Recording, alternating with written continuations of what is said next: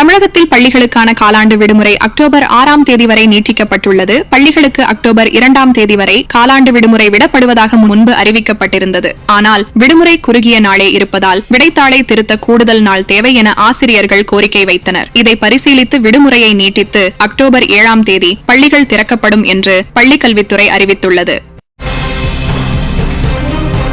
Dindigul AR dairy பால் நிறுவனம் மீது திருப்பதி தேவஸ்தானம் போலீசில் புகார் அளித்துள்ளது. நிபந்தனைகளை மீறி நெய்யில் கலப்படம் செய்து 4 டேங்கர் லாரிகளில் விநியோகம் செய்ததாக திருப்பதி கிழக்கு காவல் நிலையத்தில் புகார் அளிக்கப்பட்டுள்ளது. திருப்பதி கோயில் பிரசாத லட்டுக்கு பயன்படும் நெய்யில் மாட்டு கொழுப்பு சேர்க்கப்பட்டதாகவும் நெய்யை AR டெய்ரி விநியோகித்ததாகவும் சர்ச்சை எழுந்துள்ளது.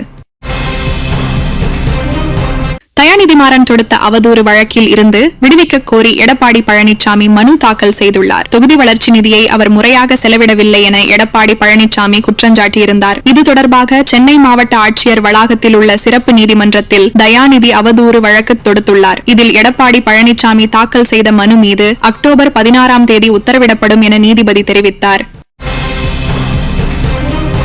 தமிழக வெற்றிக் கழகம் கட்சியின் முதல் மாநாடு அக்டோபர் 27ஆம் தேதி நடைபெற உள்ள நிலையில் மாநாட்டுக்கு காவல்துறை அனுமதி மறுத்ததாக தகவல் வெளியானது. இத்தகவலை மறுத்துள்ள அக்கட்சியின் பொதுச் செயலாளர் புஸ்ஸி ஆனந்த் நிபந்தனைகளுடன் கூடிய அனுமதியை காவல்துறை வழங்கியதாக தெரிவித்துள்ளார். மேலும் காவல்துறை சார்பில் வழங்கப்பட்ட 33 நிபந்தனைகளுக்கு கட்சி சார்பில் விளக்கம் அளித்துள்ளதாகவும் கூறியுள்ளார்.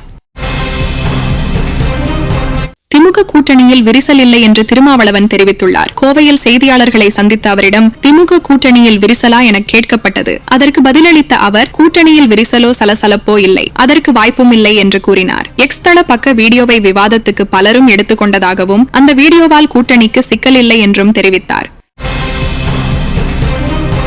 முதல்வர் ஸ்டாலினுக்கு ஜால்ரா மட்டுமல்ல பல்லக்கும் தூக்குவேன் என்று EVKS இளங்கோவன் தெரிவித்துள்ளார். தமக்கு கட்சியை விட நாடே முக்கியம் என்றும் நாட்டின் ஒற்றுமை பாதிக்கப்படக்கூடாது என்றால் பாசிச சக்திகள் தோற்கடிக்கப்பட வேண்டும். தமிழகத்தில் பாசிச சக்திகளுக்கு எதிராக ஸ்டாலின் நிற்பதாகவும் அதனால் அவரை பாராட்டுவதாகவும் அவர் கூறியுள்ளார்.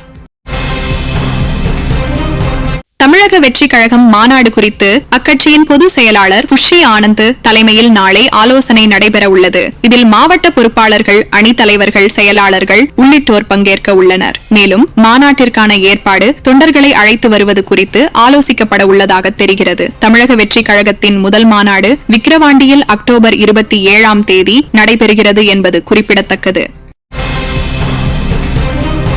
டெஸ்ட் கிரிக்கெட் போட்டிகளுக்கான சிறந்த பவுலர் மற்றும் ஆல்ரவுண்டர் ரேங்கிங் பட்டியலை ICC வெளியிட்டுள்ளது. அதன்படி பவுலர் தரவரிசை பட்டியலில் இந்திய சுழற்பந்து வீச்சாளர் அஸ்வின் முதலிடத்தை கைப்பற்றியுள்ளார். மேலும் ஜடேஜா 6வது இடத்தை பிடித்துள்ளார். டெஸ்ட் ஆல்ரவுண்டர் பட்டியலில் ஜடேஜா முதலிடத்தையும் அஸ்வின் 2வது இடத்தையும் கைப்பற்றி அசத்தியுள்ளனர்.